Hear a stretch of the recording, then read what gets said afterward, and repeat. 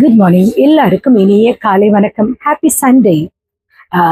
ஒரு வயசு வர வரைக்கும் நமக்கு அப்பா வாங்கி கொடுத்த பொருள் எல்லாம் தான் நம்ம யூஸ் பண்ணிட்டு இருப்போம். அம்மா சமைச்ச உணவு தான் நம்ம சாப்பிட்டுருப்போம். ஆனா ஒரு ஏஜுக்கு அப்புறம் தான் அந்த பொருளுக்கு பின்னாடி இருக்கிற அப்பாவுடைய வியர்வையும் அந்த உணவுக்கு பின்னாடி இருக்கிற அம்மாவுடைய பசியும் நம்மளால புரிஞ்சுக்க முடியுது இல்லையா? சின்ன வயசுல எங்க அம்மா எனக்கு என்னென்னலாம் செஞ்சாங்க, எங்க அப்பா எனக்கு என்னென்னலாம் செஞ்சாங்கன்னு யோசிக்க மாட்டோம். ஆனா வாழ்க்கை நம்மளை அடிக்க ஆரம்பிக்கும் போதுதான் அம்மாவும் அப்பாவும் எப்படி இந்த மாதிரி விஷயங்கள் எல்லாம் தாங்குறாங்க அப்படின்ற நமக்கு புரிய ஆரம்பிக்கும். இன்னைக்கு ஒரு பெற்றவங்களுடைய தியாகம் புரியிற வயசுக்கு வந்த பிறகுதான் நமக்குள்ள என்னென்ன மாற்றங்கள் வருது, நம்ம என்னென்ன யோசிக்கிறோன்றத பத்தி தான் பேசணும்.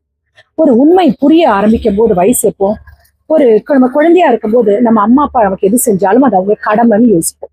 அவங்க கஷ்டப்படுறதை விட அது அவங்களுடைய இயல்பு. நமக்கு தேவையானது கிடைச்சா போதும், அதை அவங்க செஞ்சுதான் ஆகணும் அப்படின்னு நம்ம யோசிப்போம். அவங்க யாரை பத்தியும் நம்ம கவலைப்பட மாட்டோம். அவங்களுக்கு உடம்பு முடியலனாலும் நம்ம கவலைப்பட மாட்டோம். அவங்க கையில காசு இல்லைனாலும் கவலைப்படணும். நமக்கு நம்ம தேவை, நம்ம என்ன கேட்கிறோமோ அது நமக்கு வரணும் இல்லையா? இல்லைன்னா நம்ம போய் சண்டை போடுவோம். ஆனா ஒரு வயது வளர வளர வாழ்க்கை நம்மளை சோதிக்க ஆரம்பிச்சிருது.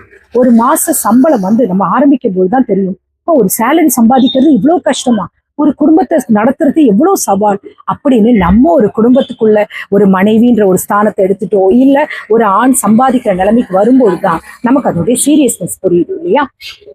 நம்ம அப்பா எவ்வளவு வருஷம் இதை செஞ்சிருக்கிறத நம்ம யோசிக்கிறோம். நம்ம அம்மா எத்தனை இரவுகள் நமக்காக தூங்காம உட்கார்ந்துருப்பாங்கன்றதும் அப்பதான் நம்ம யோசிப்போம். ஒரு அப்பாவுடைய மௌனமான தியாகம் இந்த உலகத்துல யாராலையும் பேசப்படுறதும் இல்லை தெரியுமா?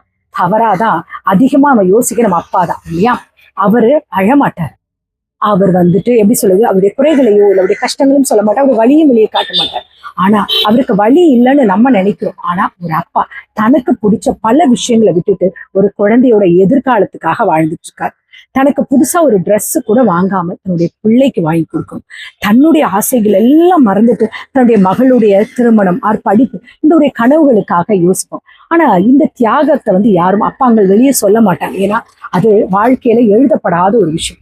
ஆனா அம்மாவுடைய அமைதியான போராட்டம், அம்மாவுடைய அன்பு, அவருடைய உயிர் இருக்கிற வரைக்கும் அது குறையிறதே கிடையாது இல்லையா? வீட்டுல எல்லாரும் சாப்பிட்ட பிறகு கூட பல அம்மாக்கள் சாப்பிடுவாங்க. வீட்டுல எல்லாரும் நிம்மதியை தூங்கின பிறகுதான் பல அம்மாக்கள் நிம்மதியா கண்ணை மூடி தூங்குவாங்க.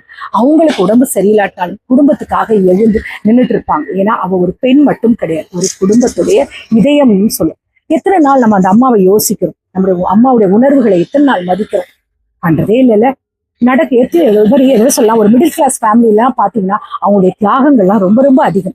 அவங்க கிட்ட பணம் கம்மியா இருக்கும், ஆனா அவங்க கிட்ட அன்பு ரொம்ப அதிகம் இருக்கும். ஒரு அப்பா வெளியில கடன் வாங்கியாது தன்னுடைய மகனுக்காக தன்னுடைய பிள்ளைகளுக்காக சிரிச்ச முகத்தோடு இருப்பார். தன் மகன் ஆசைப்படுறான்ற அந்த பைக் கேட்டான்ட்டு, இல்ல தன்னுடைய மகளுடைய திருமணம் தன்னுடைய மகனுடைய படிப்பு ஏதோ ஒன்று கடனை வாங்கியாவது சிரிச்ச முகத்தோட தன்னுடைய பிள்ளைகளுடைய தேவைகளை நிறைவேற்றுவார். ஒரு அம்மா தன்னுடைய தேவைகள் எல்லாம் ஓரமா வச்சுட்டு தனக்கு கிடைக்கிற சிறு சிறு காசையும் சேகரிச்சு வச்சுட்டு தன்னுடைய பிள்ளைகளுடைய சந்தோஷத்துக்காக, அவங்களுடைய சந்தோஷமான முகத்தை பார்க்கறதுக்காக அவங்க 2 பேரும் அவருடைய கண்ணீரை மறைச்சு வச்சுட்டு வாழ்ற பெற்றோர்கள் இருக்காங்க இல்லையா? ஆனா ஒரு வயது வந்த பிறகுதான் நமக்கு ஒரு காலத்துக்கு அப்புறம் நமக்குள்ள ஒரு சின்ன ஒரு குற்ற உணர்ச்சி தோணும் இல்லையா? எல்லா பிள்ளைகளுக்கும் ஒரு கட்டத்துக்குள்ள நமக்குள்ள ஒரு வழி வரும் இல்லையா? நம்ம ஏன் நம்ம பெற்றவங்களை சரியா புரிஞ்சுக்காம விட்டோமோ அப்படின்ற தோணும். நம்ம அவங்க சொன்னதெல்லாம் ஏத்துக்கிட்டோமா? அவங்க கவலைப்பட்டதை நம்ம கட்டுப்பாடுன்னு நினைச்சோம், அவங்க கண்டிச்சதை நம்ம வெறுப்புன்னு நினைச்சோம். ஆனா இன்னைக்கு நம்மளுடைய வாழ்க்கையை ஃபேஸ் பண்ணும்பொழுதுதான் அவங்க ஏன் அப்படி நடந்துட்டாங்கன்றது இப்போ நமக்கு புரியுது இல்லையா? அப்பதான் நம்ம நெஞ்சுக்குள்ள ஒரு ஒரு கணம் ஒன்று வரும்ல, ஒரு கில்ட்னஸ் வரும் நம்ம மனசுக்குள்ள தெரியுமா? பலருடைய வாழ்க்கையில ஜெயிச்சு ஒரு சக்சஸ்ஃபுல்லா அடைஞ்சா கூட ஒரு ட்ரைனஸ் இருக்கும். நம்ம ஜெயிக்கணும்னு நினைச்சது யாரு? அதிகமா ஆசைப்பட்டது யாரு இந்த உலகத்துல? நம்ம பேரண்ட்ஸ் தானே இல்லையா? நம்ம பேரண்ட்ஸ்க்காகவாவது நம்ம நல்லா வரோம். அம்மா நான் உனக்காக இந்த மார்க் எடுத்துறேன், அப்ப நான் உனக்காக இந்த வேலைக்கு போயிடுறேன் அப்படின்னு சொல்ற பிள்ளைகள் தானே அதிகம் இல்லையா? நம்ம இன்னைக்கு அந்த போஸ்ட்ல வரும்பொழுது, அந்த உயரத்துக்கு வரும்பொழுது, அந்த கனவை நம்ம அச்சீவ் பண்ணும்போது நம்மளை அறியாம நம்ம கண்கள்ல ஒரு கண்ணீர் வருது இல்லையா? அந்த கண்ணீர் நம்ம ஜெயிச்சதால அவங்களுடைய தியாகங்களை நம்ம நினைக்கும் பொழுதுதான் இல்லையா? இன்னைக்கு சமுதாயத்துல ஒரே ஒரு கேள்விதான், இன்னைக்கு நம்ம பெற்றவங்களுக்கு, அதாவது பேரண்ட்ஸ்க்கு நம்ம என்ன திரும்ப செய்யறோம்? பணம் கொடுத்தா போதுமா? இல்ல அவங்களுக்கு தேவையான நேரத்தை ஒதுக்கிடுறோமா? அன்பு, அவங்க கூட இருக்கிறோமா, அவங்க பேசுறதுக்கு ஒரு வார்த்தை, அவங்க சொல்ற விஷயங்களை கேட்கறது. எத்தனை பேரண்ட்ஸ் தெரியுமா, பிள்ளைங்க எல்லாம் வெளிநாட்டுல இருக்கிறதால அந்த பிள்ளைகளுடைய பாசங்கள் இல்லாம அந்த ஒரு மாதிரி அவருடைய மனமெல்லாம் மறுத்து போய் கடினமா அப்படியே இருக்காங்க. பிள்ளைகளுக்கு பேசுறது டைம் கிடையாது, பிள்ளைகள் பேர பிள்ளைகள் கூட கொஞ்சிறதுக்கு டைம் இல்லை பிள்ளைகளுக்கு. எத்தனையோ பேரண்ட்ஸ் தனிமையிலேயே பல முதியோர் இல்லங்கள்ல பல இப்போ ஒரு ஃபேஷன் வந்திருக்கு, என்ன தெரியுமா, முதியோர்களுக்குன்னு ஒரு ஃபிளாட்ஸ் இருக்கு. அந்த ஃபிளாட்ஸ்ல விட்டா எல்லா மெடிக்கல் ஃபெசிலிட்டி எல்லாம் இருக்கு, அங்க கொண்டு போய் விட்டுட்டா அவங்க பார்த்துப்பாங்க. ஸோ நிறைய பிள்ளைங்க அங்க கொண்டு போய் விட்டுட்டு அவங்களுடைய கடமை முடிஞ்சிருச்சுன்னு நினைக்கிறாங்க இல்லையா? அது கிடையாதுங்க. ஃபுல்லா அந்த ஒரே ஒரு உண்மை தெரியுமா, மறக்க முடியாத ஒரு உண்மை, ஒரு நாள் நம்ம பெற்றவங்க எல்லாம் வயதாயிடுவாங்க இல்லையா? அவங்களுடைய வேகங்கள் எல்லாம் கண்டிப்பா குறைஞ்சிரும், அவங்க பேசுற சத்தம் குறைஞ்சிரும், அவங்க உடல் உள்ள பலம்லாம் குறைஞ்சு பலவீனம் ஆயிடுவாங்க. ஆனா நம்ம மேல வச்ச அன்பு மட்டும் ஒரு நாளும் குறையாது.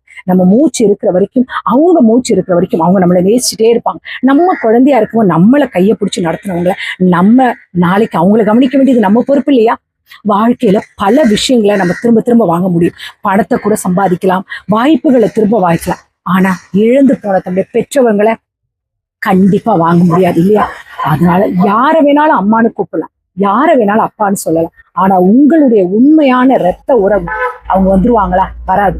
ஒரு நாள் அவங்க ரூம் ரொம்ப காலியா இருக்கலாம் இல்லையா, அவங்களோட வாய்ஸ் எல்லாம் ஃபேட் ஆயிடும், கேட்காதுன்ட்டு. பட் அவங்களுடைய ஃபேஸ் அந்த போட்டோஸ்ல இருக்கும் பார்த்தீங்களா, அதுதான் நம்ம கிட்ட பேசும். அந்த நேரம் நம்ம அந்த போட்டோ முன்னாடி நிற்கும் போது நம்ம மனசுக்குள்ள ஒன்று தோணும், இன்னும் கொஞ்ச நேரம் கூட அவங்க கூட இருந்திருக்கலாம்ல, இன்னும் கொஞ்ச நேரம் நம்ம அம்மா கூட பேசி இருக்கலாம்ல, நம்ம அம்மாவுடைய உணர்வுகளை மதிச்சிருக்கலாம்ல, நம்முடைய அப்பாவுடைய தோல்ல நம்ம கொஞ்ச நேரம் சாஞ்சிருக்கலாம்னு தோணுதுல்ல. இனிமே அந்த மாதிரி நீங்க வருத்தப்படக்கூடாது. இப்போ இந்த டைம் யோசிப்போங்க. இப்போ ஒன்றும் நேரம் இல்லாமலாம் போகல, அவங்கள மதிக்க செய்து புரியுதா? பெற்றவங்களுடைய தாகம் வந்துட்டு புரியிற வயசு உங்களுக்கு வந்த பிறகுதான் அவங்க நமக்கு பண்ண வேண்டிய தியாகங்கள் எல்லாம் உங்களுக்கு அப்பதான் புரியும். சில விஷயங்கள் நம்ம செய்யணும்னு நினைப்போம், ஆனா அதுக்காக டைம் காத்துட்டு இருக்காது. ஸோ அதனால உங்க வாழ்க்கையில உண்மையா நேசிச்ச முதல் உறவு யார் தெரியுமா? உங்க அம்மா அப்பாவும் தான். உங்க தோல்வியில உங்க கூட நின்னவங்க யாரு தெரியுமா? உங்க அம்மா அப்பா தான். உங்களுடைய சக்சஸா ஆனதை பார்த்து ரொம்ப சந்தோஷப்பட்டது யாரு தெரியுமா? உங்க பேரண்ட்ஸ் மட்டும்தான். அவங்கள நேசியும், அவங்கள மதிக்க கத்துக்கோங்க, அவங்க கூட டைம் ஸ்பெண்ட் பண்ணுங்க. இந்த உலகத்துல டைம் கொடுக்க முடியாதுன்னு சொல்றதுக்கு எதுவுமே கிடையாது. நீங்க மனசு வச்ச எல்லாத்துக்கும் டைம் கொடுக்கலாம். இந்த உலகத்துல எந்த உறவுனாலும் திரும்ப கிடைக்கும், ஆனா மாற்ற முடியாத ஒரே உறவு பேரண்ட்ஸ் மட்டும்தான். அந்த உறவை கஷ்டப்படுத்தாதீங்க. அந்த உறவை நம்ம இழக்கிறதுக்குள்ள அதுக்கு வேல்யூ பண்ண கத்துக்கோங்க, அதுக்கு ஒரு டைம் ஸ்பெண்ட் பண்ணுங்க, அவங்க கிட்ட அன்பா பேசுங்க, யாருக்காக விட்டு கொடுத்துறாதீங்க. யார் என்ன சொன்னாலும் சரி, உங்களுடைய தாய் தப்புன்னு விட்டு கொடுத்துறாதீங்க. நம்மளோட அவங்க படிப்புல குறைவா இருக்காங்களா, நீங்க இருக்கிற வசதி அளவுக்கு இன்னைக்கு இல்லையா, உங்க சொசைட்டில அவங்க நிக்க வச்சா உங்களுக்கு அசிங்கமா தெரியுதா? யோசிக்காதுங்க. நீங்க இன்னைக்கு அந்த சொசைட்டில அந்த இடத்துல நிக்கிறதுக்கு காரணமானது யாருன்னா இந்த ஏழை தாயும் இந்த தகப்பனும் தான்றதை மறந்துடாதீங்க, புரியுதா? திரும்பவும் சொல்ல, நீங்க இழந்தால் திரும்பவும் வாங்க முடியாத ஒரு உறவு என்ன தெரியுமா? பேரண்ட்ஸ் மட்டும்தான். அந்த உறவுக்கு நீங்க மறக்காம தனம் பண்ண கத்துக்கோங்க. நீங்க ஒரு பெற்றோர் ஆகும்போதுதான் அவங்களுடைய உண்மையான தியாகம் என்னன்னு முடியும். நீங்க ஒரு குடும்பத்துக்குள்ள போகும்போதுதான் நம்ம அம்மா நமக்காக எவ்வளவு நாள் சமைச்சிருப்பாங்க, எவ்வளவு நாள் நமக்காக ஒரு முகத்தை கூட சுளிக்காம நமக்காக என்னென்ன செஞ்சாங்கன்றது புரிஞ்சுக்க முடியும். அவங்க பட்ட கஷ்டங்கள் வலிகள் நமக்காக நம்ம நல்லா வாழ்க்கையில அச்சீவ் பண்ணணும்ன்றதுக்காக அவங்களுடைய கனவுகள் எல்லாம் அவங்க விட்டுட்டு நமக்காக இருந்தாங்க. அப்படிப்பட்ட உறவுகளை ஒரு நாளும் கைவிட்டுறாதீங்க. இன்னைக்கு ஞாயிற்றுக்கிழமை தானே, இப்போ நீங்க போங்க, இன்னைக்கு கால் பண்ணி பேசுங்க. முடிஞ்சா உன் பேர பிள்ளைங்களை கூப்பிட்டுட்டு உன் மனைவியை கூப்பிட்டுட்டு போங்க, இல்லையா போன் பண்ணி பேசுங்க. அவங்க கூட கொஞ்ச நேரம் சந்தோஷத்தை கொடுங்க, அவங்க அன்பா ஒரு வார்த்தை பேசுங்க. ஒருவேளை அவங்க கூட மன வருத்தம் இருக்கா, பரவாயில்ல, அந்த மன வருத்தத்தை தூக்கி போட்டுட்டு உங்க அம்மா அப்பா கிட்ட பேசுங்க. ஏன்னா இந்த உலகத்துல நம்ம கண்ணுக்கு தெரியாத தெய்வம் யாரு தெரியுமா? நம்ம கண்ணுக்கு தெரியாத தெய்வத்தை நம்ம கும்பிடுறோம், ஆனா நம்ம கண்ணுக்கு தெரிஞ்ச ஒரு தெய்வம் யாரு தெரியுமா? நம்முடைய பேரண்ட்ஸ் தான்றதை மறந்துடாதீங்க. இந்த நாள் இனிய நாளா இருக்கும் கடவுளை வேண்டிக்கிறேன். Take care, bye bye, love you all.